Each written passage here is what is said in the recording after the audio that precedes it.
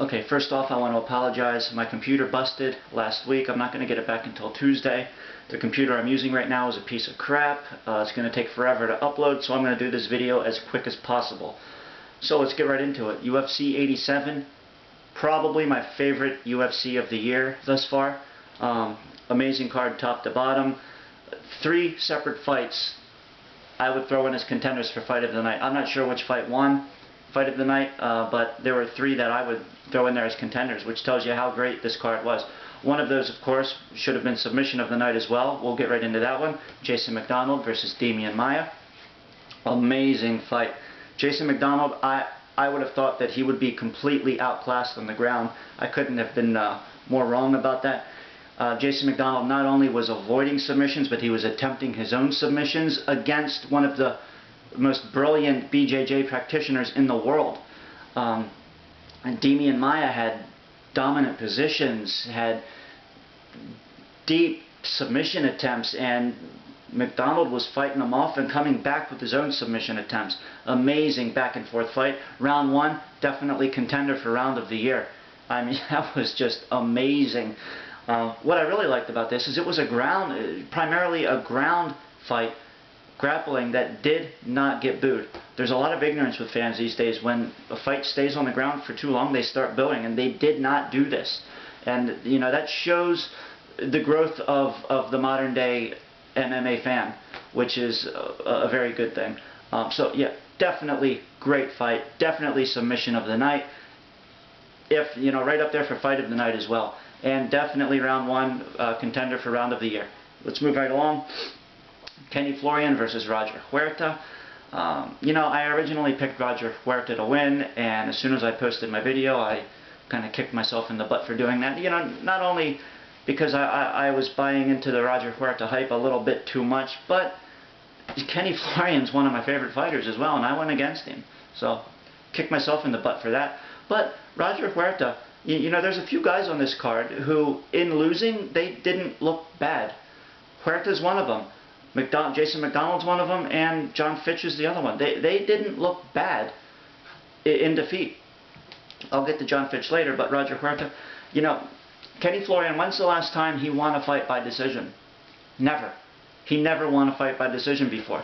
That says a lot about Roger Huerta. He avoided, you know, Kenny Florian either wins fights by submission or by TKO, KO. That's it.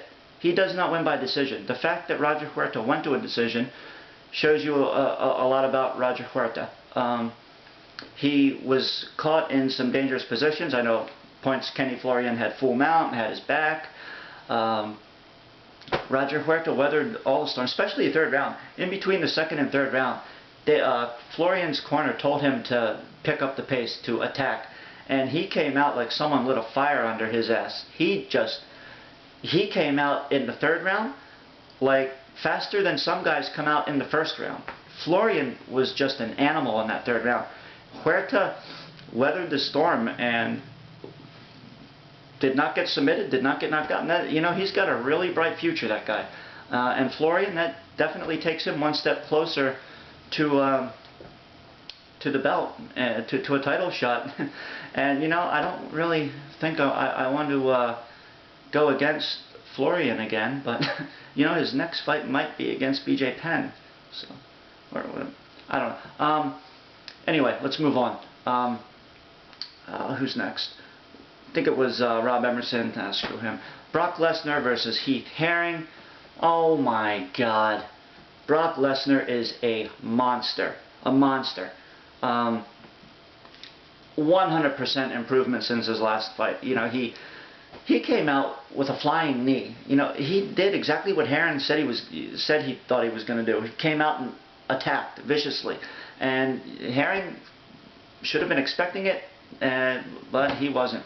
Lesnar hit Herring with a right hand that he didn't just knock Herring down. Herring rolled across the octagon. That's how hard this was.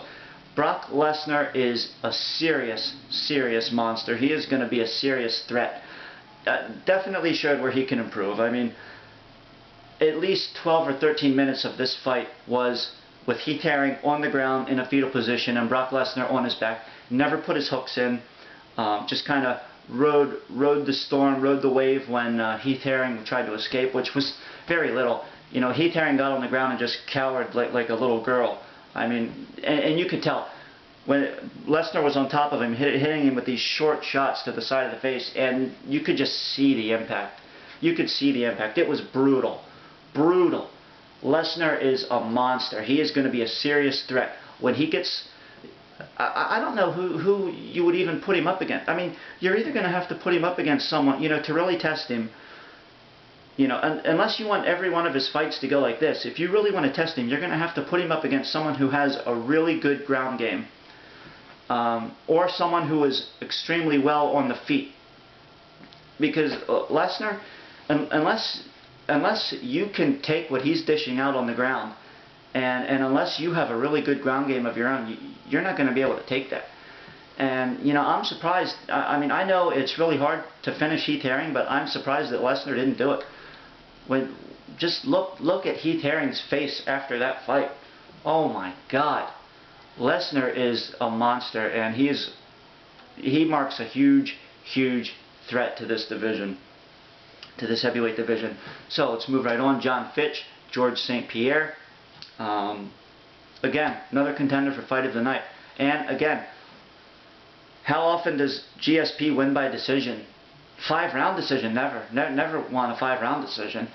You know, John Fitch, he weathered storm after storm after storm. He was attacked, taken down, submission attempts,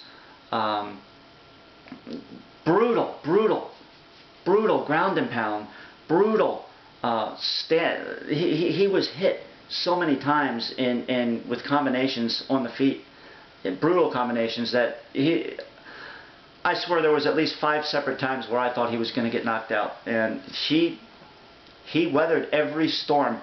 He took everything that GSP had. I mean, he didn't have too much offense of his own. Let's get that out. You know, let's lay that on the table. He didn't come with too much offense. It was mostly defense. I mean, the only round that he kind of looked like he was picking up the pace a little bit was towards the end of the 2nd round. He looked like he was starting to find a groove and starting to get into a pace, but that didn't last too long. You know, other than that, it was just all defense on his part.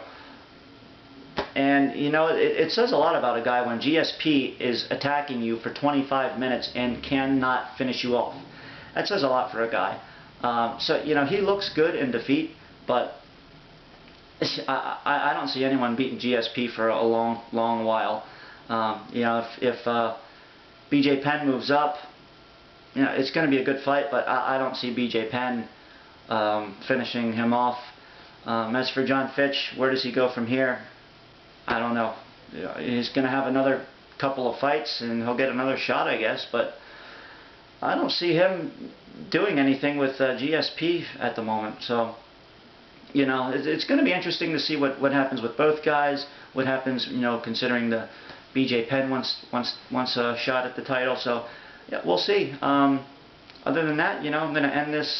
Sorry this was so brief and I didn't really tackle anything in depth, but, you know, hey, I'll see you guys next time. I'll have my computer back, and I'll be back with an MMA challenge video probably on Tuesday, and I will see you guys later. Peace.